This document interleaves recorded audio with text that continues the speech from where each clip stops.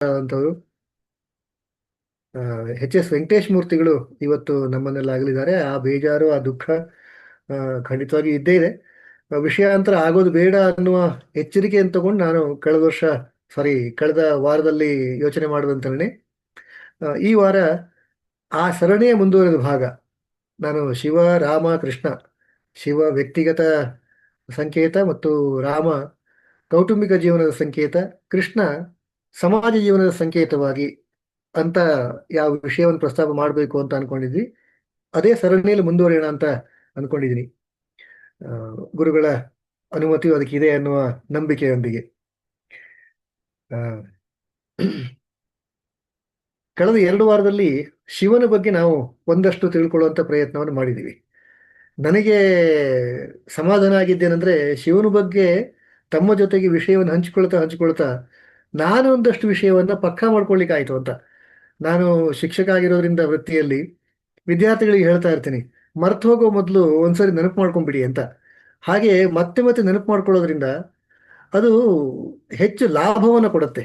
ಆ ಹಿನ್ನೆಲೆಯಲ್ಲಿ ಶಿವನ ಬಗ್ಗೆ ಹೇಳ್ತಾ ಹೇಳ್ತಾ ನಿಮಗೆ ಎಷ್ಟರ ಮಟ್ಟಿಗೆ ಲಾಭ ಆಯ್ತೋ ಗೊತ್ತಿಲ್ಲ, ವೈಯಕ್ತಿಕವಾಗಿ ನನಗಂತೂ ತುಂಬಾ ಲಾಭ ಆಯಿತು. ಇವತ್ತು ರಾಮನ ಬಗ್ಗೆ ನಾನು ವಿಷಯವನ್ನ ಆರಂಭ ಮಾಡಬೇಕು ಅಂತ ಅನ್ಕೊಂಡಿದ್ದೀನಿ. ಕೌಟುಂಬಿಕ ಜೀವನದ ಸಂಕೇತ, ಕುಟುಂಬದ ಸಂಕೇತ ಅದು ರಾಮ ಅನ್ನೋ ಅರ್ಥದಲ್ಲಿ ನಾನು ವಿಷಯವನ್ನು ಪ್ರಸ್ತುತಿಗೊಳಿಸಬೇಕು ಅನ್ನೋದು ಅಪೇಕ್ಷೆ ನಂದು.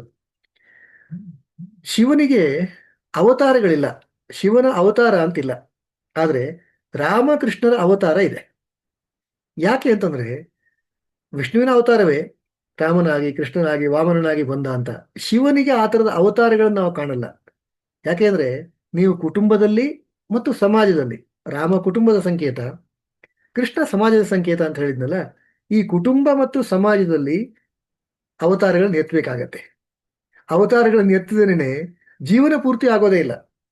ಕುಟುಂಬದ್ದೇ ತಗೊಳ್ಳೋದಾದ್ರೆ ವ್ಯಕ್ತಿ ತನ್ನ ವ್ಯಕ್ತಿತ್ವವನ್ನು ಉಳಿಸ್ಕೊಂಡು ತಂದೆಯಾಗಿ, ಅಣ್ಣನಾಗಿ, ತಾಯಿಯಾಗಿ, ತಂಗಿಯಾಗಿ, ಅತ್ತೆಯಾಗಿ, ಮಾವನಾಗಿ ಹಲವು ರೀತಿಯಲ್ಲಿ ಆತ ಅವತಾರವನ್ನು ಎತ್ತಬೇಕಾಗತ್ತೆ. ಆತ ಅಥವಾ ಆಕೆ, ಯಾರಾದ್ರೂ ಪುಲ್ಲಿಂಗೋ ಸ್ತ್ರೀಲಿಂಗೋ, ಅವರ ಅವತಾರಗಳನ್ನ ಎತ್ತಲೇಬೇಕು ಕುಟುಂಬ ಚೆನ್ನಾಗಿರ್ಬೇಕು ಅಂತ. ಆದ್ರೆ ಹಾಗೆ ಕೌಟುಂಬಿಕ ಜೀವನದಲ್ಲಿ ಆ ಅವತಾರಗಳು ಬೇಕು. ರಾಮ ಆ ರೀತಿಯಲ್ಲಿ ಕುಟುಂಬದ ಸಂಕೇತವಾಗಿ ಅವತಾರವನ್ನು ಎತ್ತಿದ್ನ ಅಂತ ಅನ್ಸುತ್ತೆ ಅವನ ಒಟ್ಟು ಜೀವನವನ್ನು ಗಮನಿಸಿದಾಗ. ಹಾಗೆ ನೋಡಿದ್ರೆ ರಾಮ ಮತ್ತು ಕೃಷ್ಣನ ಒಂದಷ್ಟು ಹೋಲಿಕೆಯನ್ನು ಕೆಲವು ಸಂದರ್ಭದಲ್ಲಿ ಮಾಡೋ ಪ್ರಯತ್ನ ಮಾಡ್ತೀನಿ ನಾನು ಇವತ್ತಿನ ಅವಧಿಯಲ್ಲೂ ಕೂಡ. ರಾಮನ ಕತೆ ದೇಶಾದ್ಯಂತ, ಜಗತ್ತಿನಾದ್ಯಂತ ಪ್ರಚಲಿತವಾದಷ್ಟು ಕೃಷ್ಣನ ಕತೆ ಬಹುಶಃ ಪ್ರಚಲಿತ ಆಗಿಲ್ಲ ಅಂತ ನನಗನ್ಸುತ್ತೆ. ಹಿರಿಯರು ಹೇಳೋದು ಕೂಡ ಹಾಗೇನೆ, ರಾಮನ ಕಥೆಯೇ ಹೆಚ್ಚು ಪ್ರಚಲಿತ ಆಗಿದೆ, ಕೃಷ್ಣನ ಕತೆ ಅದಕ್ಕಿಂತ ಸ್ವಲ್ಪ ಕಡಿಮೆ ಪ್ರಚಲಿತ ಆಗಿದೆ. ಪ್ರಚಲಿತ ಇಲ್ಲ ಅಂತಲ್ಲ, ಗೊತ್ತಿಲ್ಲ ಅಂತಲ್ಲ, ಆದರೆ ಕಂಪೇರ್ ಮಾಡಿದರೆ ರಾಮನ ಕತೆ ಹೆಚ್ಚು ಪ್ರಚಲಿತ ಆಗಿದೆ ಅಂತ. ಅದಕ್ಕೆ ಪೂರಕವಾಗಿ ಹೇಳ್ಬೋದಂತ 2 ಸಂಗತಿಗಳು. ಒಂದು, ಬೆಂಗಳೂರಲ್ಲಿ ನಾನು ಬೆಂಗಳೂರಲ್ಲಿ ಇದ್ದೀನಿ, ತುಂಬಾ ಜನಗಳು ಬೆಂಗಳೂರಿನಲ್ಲಿ ಇರ್ಬೋದು, ಅಥವಾ ನಮ್ಮ ಊರುಗಳಲ್ಲೇ ನೀವು ಗಮನಿಸಿ ನೋಡಿ, ರಾಮನ ದೇವಸ್ಥಾನಗಳು ಎಷ್ಟಿದೆಯೋ ಅಷ್ಟು ಕೃಷ್ಣನ ದೇವಸ್ಥಾನಗಳು ಇಲ್ಲ. ರಾಮನ ದೇವಸ್ಥಾನಗಳೇ ಜಾಸ್ತಿ ಇರೋದು. ಅಂದ್ರೆ ರಾಮನಿಗೆ ಹೆಚ್ಚು ದೇವಸ್ಥಾನಗಳಿದೆ ಅಂತ, ಹೆಚ್ಚು ಪ್ರಚಲಿತ ಅನ್ನೋ ಅರ್ಥದಲ್ಲಿ ಹೇಳೋದಾದ್ರೆ. ಇನ್ನು ಕುಮಾರವ್ಯಾಸ ಅಂತನೂ, ಆತ ಕುಮಾರವ್ಯಾಸ ಭಾರತವನ್ನು ಬರೆದ. ಆದ್ರೆ ಆತ ಕುಮಾರವ್ಯಾಸ ಭಾರತವನ್ನ ಆಯ್ಕೆ ಮಾಡ್ಕೊಳ್ಳಿಕ್ ಕಾರಣ ಏನು ಅಂತ ಅವನೇ ಬರೀತಾನೆ, ಕುಮಾರವ್ಯಾಸನೇ ಬರೀತಾನೆ. ಏನಂತ? ತಿಣುಕಿದನು ಫಣಿರಾಯ ರಾಮಾಯಣದ ಕವಿಗಳ ಭಾರದಲ್ಲಿ, ತಿಂತಿಣಿಯ ರಘುವರ ಚರಿತೆಯಲ್ಲಿ ಕಾಲಿಗಳು ತೆರಪಿಲ್ಲ ಅಂತ ಹೇಳ್ತಾನೆ. ಅಂದ್ರೆ ರಾಮಾಯಣ ಎಷ್ಟು ಹಾಸುಹೊಕ್ಕಾಗ್ಬಿಟ್ಟಿದೆ ಅಂದ್ರೆ, ರಾಮಾಯಣದ ನಡುವೆ ಎಲ್ಲರೂ ಕೂಡ, ರಾಮಾಯಣವನ್ನು ಎಲ್ಲರೂ ಕೂಡ ಬರೆದಿದ್ದಾರೆ, ತುಂಬಾ ಪ್ರಚಲಿತ ಆಗಿದೆ. ಆ ರಾಮಾಯಣದ ಕಾವ್ಯದ ಮಧ್ಯದಲ್ಲಿ ಕಾಲಿಡ್ಲಿಕ್ಕೂ ಜಾಗ ಇಲ್ಲ ಅಂತ ಹೇಳ್ತಾನೆ ಕುಮಾರವ್ಯಾಸ. ಅದಕ್ಕಾಗಿ ತಾನು ಮಹಾಭಾರತವನ್ನು ಆಯ್ಕೆ ಮಾಡಿಕೊಂಡೆ ಅಂತ ಹೇಳ್ತಾನೆ. ಇದರಲ್ಲಿ ನಮ್ಗೆ ಅರ್ಥ ಆಗುತ್ತೆ ರಾಮಾಯಣ ಎಷ್ಟು ಪ್ರಚಲಿತ ಅಂತ. ಕುಮಾರವ್ಯಾಸ ಕುಮಾರವ್ಯಾಸ ಭಾರತದ ಬಗ್ಗೆ ಹೇಳ್ಕೊಂಡ್ರು ಕೂಡ ರಾಮಾಯಣ ಎಷ್ಟು ದೊಡ್ಡದು ಅನ್ನೋದನ್ನು ಅಲ್ಲಿ ಆತ ನಮೂದಿಸ್ತಾನೆ. ಈ ಹಿನ್ನೆಲೆಯಲ್ಲಿ ರಾಮ ಮತ್ತು ರಾಮಾಯಣ ಅದು ಹೆಚ್ಚು ಪ್ರಚಲಿತ ಅಂತ ಅನಿಸುತ್ತೆ. ಮತ್ತು ಇನ್ನೊಂದು ಸಣ್ಣ ಕಾರಣ, ಮಹಾಭಾರತದ ಅಥವಾ ಕೃಷ್ಣನ ಕಥೆ ಬಗ್ಗೆ ಇರುವಂಥದ್ದು, ಅದು ಒಂದು ರೀತಿಯ ಜನರಲ್ಲಿ ಆ ಭಾವನೆ, ತಪ್ಪು ಭಾವನೆ ಯಾಕೆ ಕುತ್ಕೊಂಡ್ಬಿಟ್ಟಿದೆ ಗೊತ್ತಿಲ್ಲ. ಮಹಾಭಾರತ ಪುಸ್ತಕವನ್ನು ಮನೇಲಿ ಇಟ್ಕೋಬಾರ್ದು, ಇಟ್ಕೊಂಡ್ರೆ ಅಣ್ಣ ತಮ್ಮಂದ್ರಲ್ಲಿ ಜಗಳ ಬರುತ್ತೆ ಅಂತೆಲ್ಲನೂ ಒಂದಷ್ಟು ನಂಬಿಕೆಗಳು ಬಂದ್ಬಿಟ್ಟಿದೆ. ಅದನ್ನು ಬೇಕಿದ್ರೆ ನೀವು ಮೂಢನಂಬಿಕೆ ಅಂತ ಹೇಳ್ಬೋದು. ಮೂಢನಂಬಿಕೆ ಅನ್ನೋದಕ್ಕೆ ಅರ್ಥ ಇಲ್ಲ ಅಂತ ಕೆಲವರು ಹೇಳ್ತಾರೆ. ಅವರವರ ನಂಬಿಕೆ ಅದು ಅಂತ. ಅವರ ನಂಬಿಕೆ ನಾವು ಹೇಗೆ ಪ್ರಶ್ನೆ ಮಾಡ್ಲಿಕ್ಕಾಗತ್ತೆ? ಅದು ಅದರಿಂದ ಯಾವುದು ಅಪಾಯ ಇಲ್ಲ ಅಂತ ಆದರೆ ಅವ್ರ ನಂಬಿಕೆ ಅವರಿಗೆ, ನಮ್ಮ ನಂಬಿಕೆ ನಮಗೆ ಅಂತ ಇಟ್ಕೋಬಹುದು. ಅದರಿಂದ ಇನ್ಯಾರಿಗೋ ಅಥವಾ ಸಮಾಜಕ್ಕೋ ಹಾನಿ ಆಗದೆ ಇದ್ರಾಯ್ತು ಅನ್ನುವ ಅರ್ಥದಲ್ಲಿ ಮೂಢನಂಬಿಕೆ ಅನ್ನೋ ಪದಕ್ಕೆ ಬಹಳ ಮಹತ್ವ ಇಲ್ಲ ಅಂತ ಹೇಳ್ತಾರೆ. ಆದರೆ ಆ ರೀತಿ ನಂಬಿಕೆ ಅಂತೂ ಜನರಲ್ಲಿ ಉಳ್ಕೊಂಡ್ ಬಂದ್ಬಿಟ್ಟಿದೆ, ಅಣ್ಣ ತಮ್ಮದಲ್ಲಿ ಜಗಳ ಆಗತ್ತೆ ಅಂತ. ಹೀಗೆ ಆ, ಈ ಅರ್ಥದಲ್ಲಿ ನೋಡಿದರೆ ರಾಮಾಯಣಕ್ಕಿಂತ ಮಹಾಭಾರತದ ಅಗತ್ಯವೇ ಜಾಸ್ತಿ ಇದೆ. ಅಂದ್ರೆ ಕೃಷ್ಣನ ಕಥೆ, ಕೃಷ್ಣನ ಜೀವನ, ಕೃಷ್ಣನೇ ನಮಗೆ ಆದರ್ಶ ಆಗಬೇಕು. ವಿಶೇಷವಾಗಿ ಭಾರತದಂತಹ ದೇಶದಲ್ಲಿ ಇಂದಿನ ಸಾಮಾಜಿಕ ವ್ಯವಸ್ಥೆ, ಸಾಮಾಜಿಕ ವಾತಾವರಣವನ್ನು ಗಮನಿಸಿದಾಗ ನಮಗನ್ಸೋದು ಕೃಷ್ಣನೇ ಬೇಕು ಅಂತ, ಕೃಷ್ಣನ ತಂತ್ರವೇ ಬೇಕು ಅಂತ, ಕೃಷ್ಣನ ಹಾದಿಯೇ ಬೇಕು ಅಂತ ಅನಿಸುತ್ತೆ. ಬಹುಶಃ ಕೃಷ್ಣ ರಾಷ್ಟ್ರ ಪ್ರಜ್ಞೆಯ ಪ್ರತೀಕ ಅಂತ ಅನಿಸುತ್ತೆ ನನಗೆ. ಹಾಗೆ ನೋಡಿದರೆ ನಾವು ಭಾರತೀಯರು ರಾಷ್ಟ್ರ ಪ್ರಜ್ಞೆಯಲ್ಲಿ ಬಹಳ ಹಿಂದೆ ಅಂತ ಹೇಳ್ಬೋದು. ರಾಷ್ಟ್ರ ಪ್ರಜ್ಞೆಯನ್ನು ಮರೆತಿದ್ರಿಂದಾಗಿನೇ ನಾವು ಸಾವಿರಾರು ವರ್ಷಗಳ ಕಾಲ ಗುಲಾಮ್ಗಿರಬೇಕಾಯ್ತು.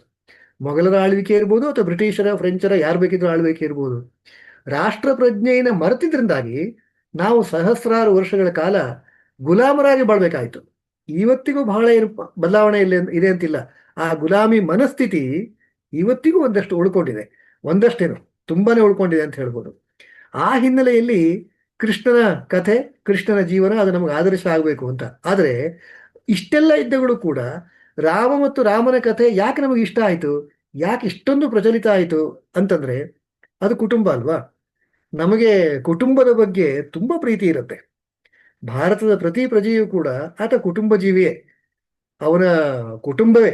ಹಾಗೆ ನೋಡಿದ್ರೆ ಶತಾವಧಾನಿ ಡಾಕ್ಟರ್ ಗಣೇಶ್ ಅವರು ಮಾತನ್ನ ಅವರು ಉಪನ್ಯಾಸದಲ್ಲಿ ಹೇಳಿದಂತ ನೆನಪು ಏನಂದ್ರೆ, ಯಾರು ರಾಷ್ಟ್ರವನ್ನ ಕಾಯಬೇಕೋ, ರಾಷ್ಟ್ರಕ್ಕಾಗಿ ಕೆಲಸ ಮಾಡಬೇಕು, ಸಮಾಜಕ್ಕಾಗಿ ಕೆಲಸ ಮಾಡಬೇಕು, ದೇಶಕ್ಕಾಗಿ ಕೆಲಸ ಮಾಡಬೇಕು, ಅಂಥ ರಾಜಕಾರಣಿಗಳು ಕೂಡ ಕುಟುಂಬ ರಾಜಕಾರಣಕ್ಕೆ ಇಳಿದ್ಬಿಟ್ಟಿದ್ದಾರೆ ಅಂತ. ಅಂದ್ರೆ ಹೇಗಿದೆ ಅಂದ್ರೆ, ಅವರು ಗಣೇಶರು ಒಂದು ಮಾತನ್ನು ತಮಾಷೆಗೆ ಹೇಳ್ತಾರೆ. ತಮ್ಮ ರಾಜಕೀಯ ಪಕ್ಷದ ಉತ್ತರಾಧಿಕಾರಿಗಳು ಅವರು ರಾಷ್ಟ್ರದ ನೇತಾರರಾಗಬೇಕು, ರಾಷ್ಟ್ರಹಿತವನ್ನು ಗಮನಿಸುವಂತರಾಗಬೇಕು ಅಂತ ಸಮರ್ಥರಾಗಬೇಕು ಅಂತ ರಾಜಕೀಯ ಪಕ್ಷದ ಮುಖಂಡರು ಯೋಚನೆ ಮಾಡಬೇಕಾಗಿತ್ತು. ತಮ್ಮ ಉತ್ತರಾಧಿಕಾರಿಗಳು ಸಮರ್ಥರಾಗಿರ್ಬೇಕು ಅಂತ ಯೋಚನೆ ಮಾಡೋ ಬದಲಾಗಿ ತಮ್ಮ ಉತ್ತರಾಧಿಕಾರಿಗಳು ತಮಗೆ ಯಾರು ಉತ್ತರ ಕ್ರಿಯೆಯನ್ನು ಮಾಡ್ತಾರೆ ಅಂಥವರೇ ಉತ್ತರಾಧಿಕಾರಿಗಳಾಗಿರ್ಲಿ ಅಂತ ಅಪೇಕ್ಷೆ ಪಡ್ತಾರೆ ಅಂತ ಶತಾವಧಾನಿ ಗಣೇಶರು ಒಂದ್ಸರಿ ತಮಾಷೆ ಹೇಳ್ತಾ ಇದ್ರು. ಅಂದ್ರೆ ಯಾರು ಪಿಂಡ ಪ್ರದಾನ ಮಾಡ್ತಾರೋ ಅವ್ರ ಮಕ್ಕಳು ಅಂಥವರೇ ಉತ್ತರಾಧಿಕಾರಿಗಳಾಗಲಿ ಅಂತ. ಇಲ್ಲೂ ಕೂಡ ಕುಟುಂಬ ಪ್ರಜ್ಞೆಯೇ ಎದ್ದು ಕಾಣುತ್ತೆ ಅಂತ. ಹೀಗೆ ಭಾರತೀಯರಿಗೆ ಕುಟುಂಬ ಅದು ಬಹಳ ಪ್ರಿಯವಾದಂಥದ್ದು. ಆ ಹಿನ್ನೆಲೆಯಲ್ಲೂ ಕೂಡ ಬಹುಶಃ ರಾಮ ಹೆಚ್ಚು ಪ್ರಿಯ ಆಗ್ಬಿಟ್ನೇನೋ ಅಂತ ಅನಿಸುತ್ತೆ. ಸೊ ಆ ಹಿನ್ನೆಲೆ ಗಮನಿಸ್ಕೊಂಡು ಹೋಗೋಣ ಒಂದಷ್ಟು ಯಾವ ರೀತಿಯಲ್ಲಿ ಅಂತ. ರಾಮನ ಜನನ ಆಗಿದ್ದೇನೆ ಕುಟುಂಬ ಪ್ರೀತಿಯಿಂದನೇ. ದಶರಥನಿಗೆ ಮಕ್ಕಳಿಲ್ಲ ಅನ್ನೋ ಕೊರಗಿತ್ತು. ಮಕ್ಕಳು ಇಲ್ಲ ಅನ್ನೋ ಕೊರಗು ರಾಷ್ಟ್ರಕ್ಕೆ ಉತ್ತರಾಧಿಕಾರಿ ಇಲ್ಲ ಅನ್ನುವ ಕೊರಗಾಗಿರ್ಲಿಲ್ಲ. ಬದಲಾಗಿ ತನ್ನ ವಂಶವನ್ನು ಮುಂದುವರಿಸುವಂತ ಯಾರು ಇಲ್ವಲ್ಲ, ಅಂಥವ್ರು ಇಲ್ವಲ್ಲ ಅನ್ನೋ ಕೊರಗಿತ್ತು ಅವನಿಗೆ.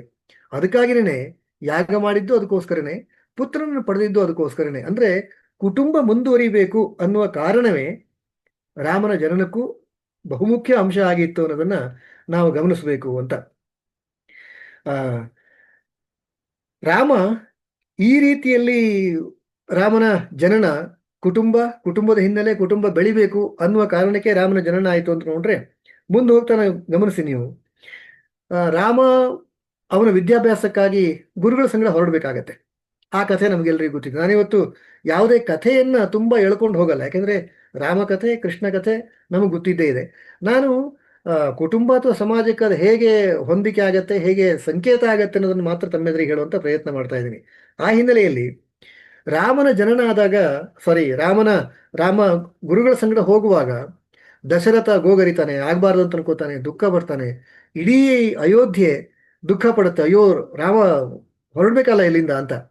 ಕೃಷ್ಣನ ಗಮನಿಸಿ, ರಾಮನ ವಯಸ್ಸಿಗಿಂತ ಕೃಷ್ಣನ ವಯಸ್ಸು ಶಿಶುವಾಗಿದ್ದಾಳನೆ, ಹುಟ್ಟಿದ ತಕ್ಷಣನೇ ಆತ ತನ್ನ ತಂದೆ ತಾಯಿನ ಬಿಡ್ಬೇಕಾಯ್ತಲ್ಲ.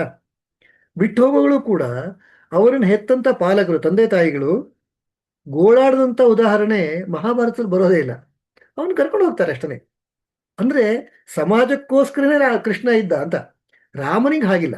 ರಾಮನ ಅವನು ಗುರುಕುಲಕ್ಕೆ ವಿದ್ಯಾಭ್ಯಾಸಕ್ಕೆ ಹೋಗ್ತಾನೆ ಅಂದವಳು ಕೂಡ ಕುಟುಂಬದಲ್ಲಿ ಗೋಳಾಡಿದ್ದನ್ನ ನಾವು ನೋಡ್ತೀವಿ. ಮತ್ತು ಆ, ರಾಮ ಸೀತಾ ಸ್ವಯಂವರದಲ್ಲಿ ಸೀತೆಯನ್ನ ವರಿಸುವ ಸಮಯದಲ್ಲೂ ಕೂಡ ರಾಮನಿಗೆ ತುಂಬಾ ಸಂತೋಷ ಆಗತ್ತಂತೆ. ಸಂತೋಷ ಆಗಿದ್ದು ಮದುವೆ ಅನ್ನೋ ಕಾರಣಕ್ಕಲ್ಲ, ಬದಲಾಗಿ ಅವನಿಗೆ ಸಂತೋಷ ಆದಂತ ಕಾರಣ ಏನು ಅಂತಂದ್ರೆ ತನ್ನ ಆ, ತಂದೆ ಯಾವ ಹೆಣ್ಣನ್ನು ನೋಡಿದ್ನೋ, ಯಾವ ಹೆಣ್ಣನ್ನು ಮದುವೆ ಆಗಬೇಕು ಅಂತ ಅಪೇಕ್ಷೆ ಪಟ್ನೋ ಅದೇ ಹೆಣ್ಣನ್ನು ತಾನು ಮದುವೆ ಆಗ್ತಾ ಇದ್ದೀನಿ ಅಂತ. ಅಗೇನ್ ಕುಟುಂಬ ಪ್ರೀತಿಯೇ, ಅರೇಂಜ್ಡ್ ಮ್ಯಾರೇಜ್ ಇವತ್ತಿನ ಪದ್ಧತಿಯಲ್ಲಿ ಇದೆಯಲ್ಲ, ಪಾಲಕರಿಗೆ ಬೇರೆ ಮದುವೆಗಳಿಗಿಂತ ಅರೇಂಜ್ ಮ್ಯಾರೇಜ್ ಆಗಬೇಕು ಅಂತಾನೆ ಇರುತ್ತೆ. ಆ ರೀತಿಯಲ್ಲಿ ರಾಮ ಆದ ಅನ್ನೋದು ಅಲ್ಲೂ ಕೂಡ ಕುಟುಂಬ ಪ್ರಜ್ಞೆ ನಮಗ ಗಮನಕ್ಕೆ ಬರುತ್ತೆ. ಕೃಷ್ಣ ಮತ್ತು ಬಲರಾಮರು ಅಣ್ಣ ತಮ್ಮಂದ್ರು, ನಮಗೆಲ್ರಿಗೂ ಗೊತ್ತಿರುವಂಥದ್ದೇನೆ. ಕೃಷ್ಣ ಮತ್ತು ಬಲರಾಮರು ಅಣ್ಣ ತಮ್ಮಂದರಾದಗಳು ಕೂಡ ಕೃಷ್ಣ ಬಲರಾಮನ ತುಂಬಾ ಹಚ್ಕೊಂಡ್ಬಿಟ್ಟಿದ್ದ ಅಂತಿಲ್ಲ. ನಾವು ಹೇಳ್ತೀವ ಸಹಜವಾಗಿ ತುಂಬಾ ಹಚ್ಕೊಂಡ್ಬಿಟ್ಟಿದೀವಿ ಅಂತ ಹೇಳ್ತೀವಲ್ಲ, ತುಂಬಾ ಹೊಂದಾಣಿಕೆ ಇತ್ತು. ಆದ್ರೆ ತುಂಬಾ ಬಲವಾಗಿ ಹಚ್ಕೊಂಡಂತ ರೀತಿಯಲ್ಲಿ ಕೃಷ್ಣ ಮತ್ತು ಬಲರಾಮರಿರ್ಲಿಲ್ಲ. ಅಣ್ಣ ತಮ್ಮಂದಿರ್ಬೇಕಂತ ಸಹಜ ಪ್ರೀತಿ ಮಾತ್ರ ಇತ್ತು. ಆದ್ರೆ ಇಲ್ಲಿ ರಾಮನ ಜೀವನಕ್ಕೆ ಬಂದ್ರೆ ರಾಮ ಮತ್ತು ಅವ್ರ 3 ಜನ ತಮ್ಮಂದರು ಅವರೆಲ್ಲರೂ ಕೂಡ ಎಷ್ಟರ ಮಟ್ಟಿಗೆ ಹೊಂದ್ಕೊಂಡಿದ್ರು ಅಂದ್ರೆ ಒಬ್ರನ್ನೊಬ್ರು ಬಿಟ್ಟಿರ್ತಾರೆ ಅನ್ನುವ ಕಲ್ಪನೆ ಕೂಡ ಮಾಡ್ಕೊಳ್ಳಿಕ್ ಸಾಧ್ಯ ಇರಲಿಲ್ಲ. ಅಂತ ಆದರ್ಶವಾದಂತ ಒಂದು ಅಣ್ಣ ತಮ್ಮಂದರ ಜೀವನ ಅದು. ನಾನೇ ಪ್ರತ್ಯಕ್ಷವಾಗಿ ಶತಾವಧಾನಿ ಗಣೇಶರ ಒಂದು ಉಪನ್ಯಾಸ ನೋಡಿದ್ದು, ಭರತ ಮತ್ತು ರಾಮರ ಸಹೋದರತ್ವದ ಬಗ್ಗೆ ಹೇಳುವಾಗ ಸ್ವತಃ ಗಣೇಶರ ಕಣ್ಣಲ್ಲಿ ನೀರು ಬಂದಿದ್ದನ್ನು ನಾನು ನೋಡಿದ್ದೀನಿ. ಅಂದ್ರೆ ಆ ಎಷ್ಟರ ಮಟ್ಟಿಗೆ ಆ ಬಾಂಧವ್ಯ ಇದೆ ಅಂತ. ಆ ರೀತಿಯಲ್ಲಿ ಒಡಹುಟ್ಟಿದ ಆ ಭಾವ, ಸಹೋದರತ್ವ ಭಾವ, ಅದು ರಾಮ ಮತ್ತು ರಾಮನ 3 ಜನ ತಮ್ಮಂದರಲ್ಲಿ ನಾವು ಅದನ್ನು ಗಮನಿಸ್ತೀವಿ. ಇನ್ನು ಆ ರಾಮ ಕಾಡಿಗೆ ಹೋದಂತ ಕಥೆ ನಮಗೆ ಗೊತ್ತಿದೆ, ವನವಾಸಕ್ಕೆ ಹೋಗ್ಬೇಕಾದಂಥದ್ದು.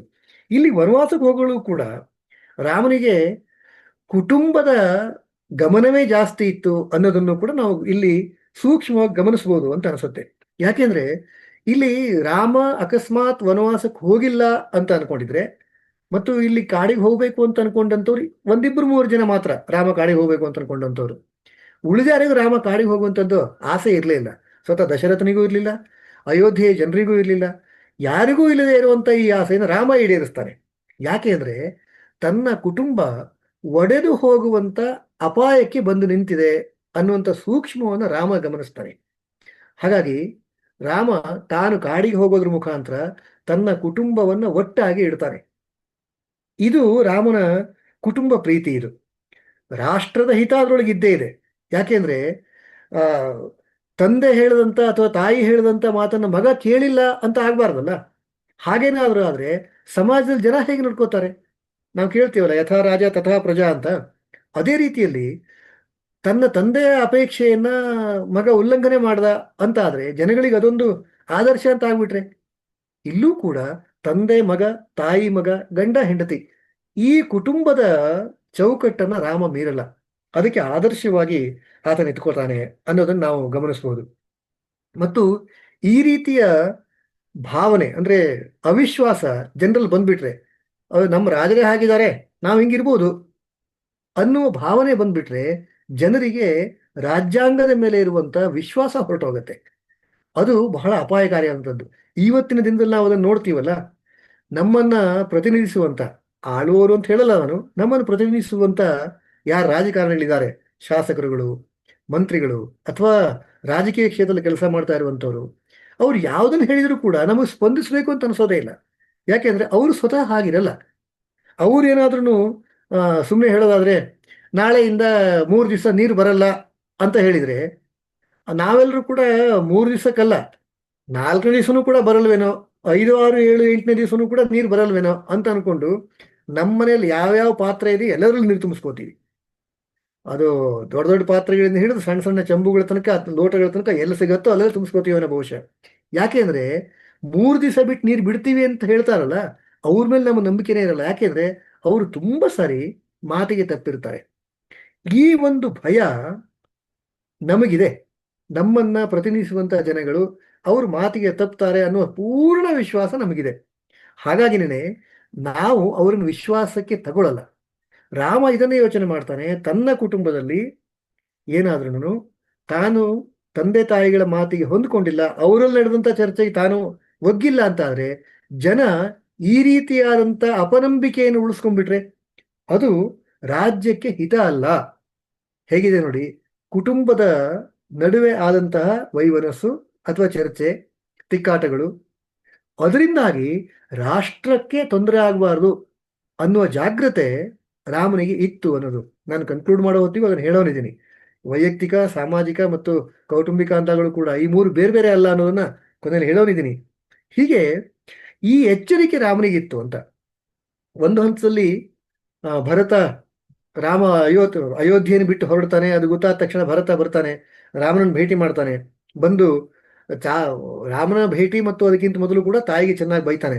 ರಾಮನ ಭೇಟಿ ಆದಾಗಲೂ ಕೂಡ ಆ ಭರತ ಬೈತಾನೆ, ಕೋಪದಿಂದನೇ ಹೇಳ್ತಾನೆ. ಆಗ ರಾಮ ಹೇಳೋದನ್ನು ಗೊತ್ತಾ, ನಿನ್ನ ತಾಯಿಯನ್ನ ಗೌರವದಿಂದ ಕಾಣಬೇಕಪ್ಪ, ತಾಯಿಗೆ ಅವಮಾನ ಆಗುವಂತ, ತಾಯಿಗೆ ದುಃಖವಾಗುವಂತ ನಡವಳಿಕೆ, ಮಾತುಗಳು ಇರಬಾರದು ಅಂತ ರಾಮ ಹೇಳ್ತಾನೆ. ಯಾವ ರಾಮನ ವನವಾಸಕ್ಕೆ ಕಾರಣ ಯಾರಾಗಿದ್ರೋ ಅಂಥವರ ಮನಸ್ಸಿಗೆ ನೋವಾಗದ ರೀತಿಯಲ್ಲಿ ನಡ್ಕುವಂತ ಭರತನಿಗೆ ರಾಮ ಹೇಳ್ತಾನೆ. ಅಲ್ಲೂ ಕೂಡ ಅಗೇನ್ ಕುಟುಂಬ ಪ್ರೀತಿಯೇ, ಕುಟುಂಬ ಒಡಿಬಾರದು ಅಂತ. ಭರತ ಮತ್ತು ಅವನ ತಾಯಿ ಅವ್ರ ಮಧ್ಯೆ ವೈಮನಸ್ಸು ಬರಬಾರದು. ಅದಾದ್ರೆ ಕುಟುಂಬ ಚೆನ್ನಾಗಿರಲ್ಲ. ಆ ಹಿನ್ನೆಲೆಯಲ್ಲಿ ಆತ ರಾಮ ಭರತನಿಗೆ ಹೇಳುವಂತಹದ್ದು ತಾಯಿಯನ್ನ ಬೈಬೇಡ ಅನ್ನುವಂಥದ್ದು. ಇನ್ನು ಇನ್ನೊಂದು ಬಹಳ ಸ್ವಲ್ಪ ವಿಚಿತ್ರ ಅನಿಸುವ ಮಟ್ಟಿಗೆ ವಿಶ್ಲೇಷಣೆ ಮಾಡ್ಬೋದು, ಯೋಚನೆ ಮಾಡ್ಬೋದು ಅಂತಾದ್ರೆ, ತಂದೆ ತಾಯಿಗಳು ಮಾಡಿದಂಥ ತಪ್ಪನ್ನ ಮಕ್ಕಳು 4 ಜನ ಸೇರ್ಕೊಂಡು ಸರಿ ಮಾಡಿದ್ರು ಅಂತ ಹೇಳ್ಬೋದು. ಯಾವುದೋ ಕಾರಣಕ್ಕೆ, ಯಾವುದೋ ಒತ್ತಡಕ್ಕೆ, ಯಾವುದೋ ಆಮಿಷಕ್ಕೆ ಗಂಡ ಹೆಂಡತಿ ಮಧ್ಯೆ ಮಾತುಕತೆ ಆಗತ್ತೆ. ಆ ಕಥೆ ನಮ್ಗೆ ಗೊತ್ತಿದ್ದೇ ಇದೆ. ಹೆಂಡತಿ ಮಾತು ತಗೋತಾಳೆ, ಗಂಡ ಮಾತು ಕೊಡ್ತಾನೆ, ಅಂದ್ರೆ ದಶರಥ ಮಾತು ಕೊಡ್ತಾನೆ. ಇಷ್ಟೆಲ್ಲ ಆದಗಳು ಕೂಡ ಯಾವುದೋ ಒಂದು ಸಂದಿಗ್ಧಕ್ಕೆ ಒಳಗಾಗಿ ಅಕಾಲದಲ್ಲಿ ಅನಗತ್ಯವಾದಂಥ ಅಪೇಕ್ಷೆಯನ್ನು ಹೆಂಡತಿ ಗಂಡನ ಮುಂದೆ ಇಡ್ತಾಳೆ. ಕೊಟ್ಟಿರುವಂತ ಮಾತಿಗೆ ಕಟ್ಟಿಬಿದ್ದು ಗಂಡ ದಶರಥ ಮಾತನ್ನು ಈಡೇರಿಸಬೇಕಾಗತ್ತೆ. ಇದು ಮೇಲ್ನೋಟಕ್ಕೆ ದಶರಥನೇ ಅದನ್ನು ಮುರಿಬೋದಾಗಿತ್ತು. ಈಗಲ್ಲಮ್ಮ, ಮುಂದಿನ ಸರಿ ಕೊಡ್ತೀನಿ, ಈ ಮಾತನ್ನ ಈಗ ಹಿಂತಗೋ ಅಂತ ಹೇಳ್ಬೋದಾಗಿತ್ತು. ಆತ ರಾಜ ಅಲ್ವೇ, ಅಂತೆಲ್ಲ ನಾವು ಚರ್ಚೆ ಮಾಡಬಹುದು. ಆದರೆ ಸ್ವತಃ ರಾಣಿಗೆ ತನ್ನ ಮಾತನ್ನ ಗಂಡ ಉಳಿಸಿಲ್ಲ ಅನ್ನೋ ನೋವಿದ್ದೇ ಇರ್ತಾ ಇತ್ತು. ಅಥವಾ ಇನ್ನೂ ವಿಕೋಪಕ್ಕೆ ಹೋಗೋ ಸಾಧ್ಯತೆ ಇತ್ತೇನೋ ಬಹುಶಃ. ಈ ರಾಮಾಯಣ ಬದಲಾಗಿ ಇನ್ನೊಂದು ರಾಮಾಯಣ ಆಗ್ಬಿಡ್ತಿತ್ತೇನೋ. ಆದ್ರೆ ರಾಮ ಗಮನಿಸಿ, ಈ ರೀತಿಯ ದಂಪತಿಗಳ ಮಧ್ಯೆ ಆದಂತ ಸಣ್ಣ ಒಂದು, ಏನು ನಮ್ಮ ಪರಿಭಾಷೆಯಲ್ಲಿ ಆಡು ಮಾತ್ರ ಹೇಳ್ಬೋದು, ಎಡವಟ್ಟು ಅಂತ ಹೇಳ್ಬೋದು. ಆ ರೀತಿ ಎಡವಟ್ಟಾಗಿರುವಂಥದ್ದನ್ನ ಮಕ್ಕಳು 4 ಜನ ಸೇರ್ಕೊಂಡು ತಿದ್ದಿದ್ರಲ್ಲ, ಇದು ಇವತ್ತಿನ ಕುಟುಂಬಕ್ಕೂ ಕೂಡ ಬಹಳ ಅಗತ್ಯ. ಎಷ್ಟೋ ಮನೆಗಳಲ್ಲಿ ನೋಡ್ತೀವಿ ನಾವು ಈ ಥರದ್ದನ್ನ. ಎಷ್ಟೋ ಮನೆಗಳಲ್ಲಿ ನೋಡ್ತೀವಿ, ಗಂಡ ಅಂದ್ರೆ ತಂದೆ ಯಾವುದೋ ವ್ಯಸನಕ್ಕೆ ಒಳಗಾಗಿರ್ತಾನೆ, ಮಕ್ಕಳು ಅದನ್ನು ಆಡ್ಕೊಳ್ಳಲ್ಲ. ಬದಲಾಗಿ ತಂದೆಯನ್ನು ತುಂಬಾ ಗೌರವದಿಂದ ಕರ್ಕೊಂಡ್ಬರೋದು ನೋಡ್ತೀವಿ. ಹಳ್ಳಿಗಳಲ್ಲಿ ನಾನೇ ಪ್ರತ್ಯಕ್ಷ ನೋಡಿದ್ದೀನಿ. ಗಂಡ ಕುಡ್ಕೊಂಡ್ ಬಂದಗಳು ಕೂಡ ಹೆಂಡತಿ ಅವನನ್ನು ಎತ್ಕೊಂಡು ಮನೆಗೆ ಬಂದಿರೋದನ್ನು ನೋಡಿರ್ತೀವಿ. ಇಲ್ಲೂ ಕೂಡ ನಮ್ಮ ರಾಮಾಯಣ ಆದರ್ಶವೇ. ರಾಮ ಈ ಕೌಟುಂಬಿಕ ವ್ಯವಸ್ಥೆಯನ್ನ, ಈ ಕೌಟುಂಬಿಕ ಪ್ರೀತಿಯನ್ನೇ ಮುಂದುವರ್ಸ್ಕೊಂಡ್ ಬಂದಿದ್ದು. ಏನದು, ತಂದೆ ತಾಯಿಯಲ್ಲಿ ಆದಂತಹ ಭಿನ್ನಾಭಿಪ್ರಾಯದಿಂದಾಗಿ ತಾನು ವನವಾಸಕ್ಕೆ ಹೋಗ್ತಾನೆ. ಅಷ್ಟೇ ಅಲ್ಲ, ಇಲ್ಲಿ ರಾಜ್ಯವೂ ಕೂಡ ಚೆನ್ನಾಗಾಗಬೇಕು. ರಾಜ್ಯದ ವ್ಯವಸ್ಥೆಯಲ್ಲಿ, ರಾಜ್ಯದ ಆಡಳಿತದಲ್ಲಿ ಯಾವುದೇ ಧಕ್ಕೆ ಬರಬಾರದು. ಆ ಎಚ್ಚರಿಕೆಯನ್ನೂ ಕೂಡ ರಾಮ ತಗೋತಾರೆ. ಕುಟುಂಬವೂ ಚೆನ್ನಾಗಿರ್ಬೇಕು, ರಾಜ್ಯವೂ ಚೆನ್ನಾಗಿರ್ಬೇಕು ಅಂತ. ಇದು ರಾಮನ ಜಾಣ್ಮೆ ಮತ್ತು ಕುಟುಂಬದಲ್ಲಿ ಹೇಗಿರ್ಬೇಕು ಅನ್ನೋದಕ್ಕೆ ರಾಮ ನಡೆದು ತೋರಿಸಿರುವಂತ ನಡವಳಿಕೆ ಅಂತ ಅನಿಸುತ್ತೆ. ಒಂದ್ಸರಿ ರಾಮ ಮತ್ತು ಲಕ್ಷ್ಮಣರ ನಡುವೆ ಚರ್ಚೆ ಶುರು ಆಗತ್ತೆ. ಮತ್ತು ಲಕ್ಷ್ಮಣ ಕೇಳ್ತಾನಂತೆ, ಏನಂತ, ಇಂಥ ತಂದೆ ತಾಯಿಗಳು ಜಗಳ ಆಡ್ತಾರಲ್ಲ, ಯಾವುದೋ ಅನಗತ್ಯವಾದಂಥ ವಿಷಯಕ್ಕೆ ರಾಮನನ್ನ ಕಾಡಿ ಕಳಿಸ್ಬಿಟ್ರಲ್ಲ, ಅಂಥ ದಂಪತಿಗಳಿಗೆ ಇಂಥ ಯೋಗ್ಯನಾದಂಥ ಮಗ ಹೇಗೆ ಹುಟ್ಟದ ಅಂತ ಲಕ್ಷ್ಮಣ ಕೇಳ್ತಾರಂತೆ. ಪದಗಳು ಅದು ಸಂಸ್ಕೃತದಲ್ಲಿ ಇರೋದನ್ನ ನನ್ನ ಪದಗಳು ನಾನು ಹೇಳ್ಕೊಂಡಿದ್ದೀನಿ. ಅಂದ್ರೆ ತಂದೆ ತಾಯಿಗಳೇ ಹೀಗಿದ್ದಾರೆ ಅಂದ್ರೆ, ಯಾವುದೋ ಕಾರಣಕ್ಕೆ ಮಗನನ್ನು ವನವಾಸ ಕಳಿಸ್ಬೇಕು ಅನ್ನೋ ನಿರ್ಣಯಕ್ಕೆ ಬರ್ತಾರಲ್ಲ, ಅಂಥ ದಂಪತಿಗಳಿಗೆ ರಾಮನಂತ ಮಗ ಹೇಗೆ ಹುಟ್ಟದ ಅಂತ ಲಕ್ಷ್ಮಣ ಕೇಳ್ತಾರೆ. ಆಗ ರಾಮ ಏನ್ ಹೇಳ್ತಾನೆ ಗೊತ್ತಾ? ರಾಮ ಹೇಳುವಂತ ಮಾತು ಬಹಳ ಬಹಳ ಮುಖ್ಯ ಅಂತ ಅನ್ಸುತ್ತೆ ಅಲ್ಲಿ. ಅವನು ಹೇಳ್ತಾನೆ, ಚಿಕ್ಕಮ್ಮನನ್ನು ಬೈಬೇಡಪ್ಪ, ಭರತನ ಬಗ್ಗೆ ಹೇಳು ಅಂತ. ಈ ಲಕ್ಷ್ಮಣ ಹೇಳಿದ ಎರಡನ್ನು, ರಾಮನ ಬಗ್ಗೂ ಹೇಳ್ತಾನೆ, ಭರತನ ಬಗ್ಗೂ ಹೇಳ್ತಾನೆ. ಭರತ ರಾಮನನ್ನು ವನವಾಸಕ್ಕೆ ಹೋಗಬೇಡ ಅಂತ ತಡಿತಾನಲ್ಲ, ಮತ್ತು ನೀನು ವನವಾಸ ಮುಗಿಸಿ ಬರದೇ ಇದ್ರೆ ಅಗ್ನಿ ಪ್ರವೇಶ ಮಾಡ್ತೀನಿ ಅಂತ ಹೇಳ್ತಾನಲ್ಲ, ನಿಗದಿತ ನಿಶ್ಚಯವಾದಂಥ ದಿನದಲ್ಲಿ ಬರದೇ ಇದ್ರೆ ಅಂತ. ಮತ್ತು ಸ್ವತಃ ತಾನು ಆ ಸಿಂಹಾಸನದಲ್ಲಿ ಕೂತ್ಕೊಳ್ಳೋದೇ ಇಲ್ಲ, ರಾಮನ ಪಾದುಕೆಗಳನ್ನ ಇಟ್ಕೋತಾನೆ.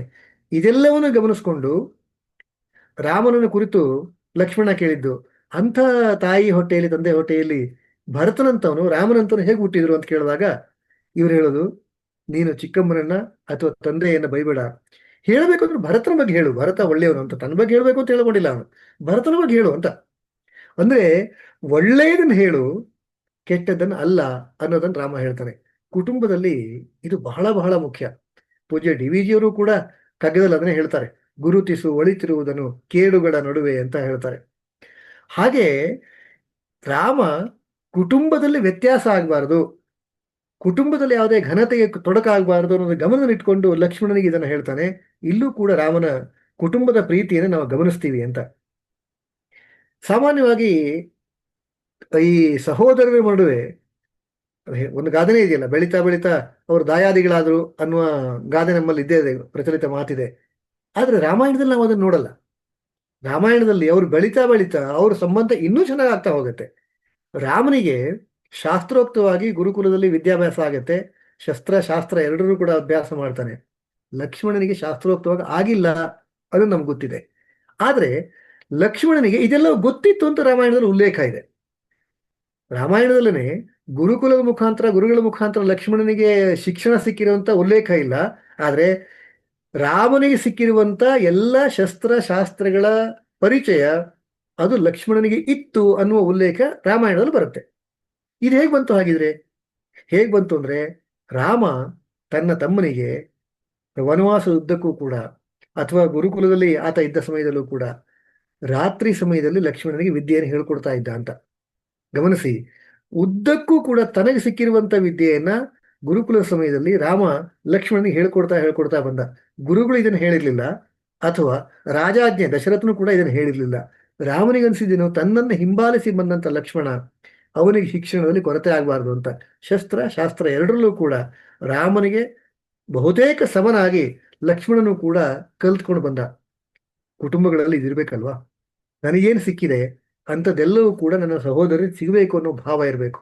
ರಾಮ ಇದಕ್ಕೆ ಬಹಳ ಬಹಳ ಒಳ್ಳೆಯ ಉದಾಹರಣೆ ಅಂತ ಅನ್ಸುತ್ತೆ. ರಾಮನಿಗೆ ಪಟ್ಟಾಭಿಷೇಕದ ನಿಶ್ಚಯ ಆಗತ್ತೆ, ಮತ್ತು ರಾಮ ವನವಾಸಕ್ಕೆ ಹೋಗ್ಬೇಕು ಅಂತ ನಿಶ್ಚಯವೂ ಆಗತ್ತೆ. ಈ ಎರಡೂ ನಿರ್ಧಾರ ಆದಾಗ ರಾಮ ಯಾರಿಗೆ ಮೊದಲು ಹೇಳ್ದ ಅನ್ನೋದನ್ನು ಗಮನಿಸೋದಾದ್ರೆ, ತನಗೆ ಪಟ್ಟಾಭಿಷೇಕಕ್ಕೆ ನಿಶ್ಚಯ ಆಗಿದೆ ಅನ್ನುವಂಥ ಸಂತೋಷದ ವಿಷಯ, ಅಥವಾ ತಾನು ಕಾಡಿಗೆ ಹೋಗಬೇಕಾಗಿದೆ ವನವಾಸಕ್ಕೆ ಅನ್ನುವಂಥ ದುಗುಡದ ಬೇಸರದ ಸಂಗತಿ, ಅದೆರಡನ್ನೂ ಕೂಡ ರಾಮ ಮೊದಲು ಹೇಳಿದ್ದು ತನ್ನ ತಾಯಿಗೆ. ಅಂದ್ರೆ ಇಲ್ಲೂ ಕೂಡ ತಂದೆ ತಾಯಿ ಇವರನ್ನ ಬಿಟ್ಟು ಆತ ಹೋಗಿಲ್ಲ ಅಂತ, ತಾಯಿಗೆ ಮೊದಲು ಆ ವಿಷಯವನ್ನು ಹೇಳ್ತಾನೆ.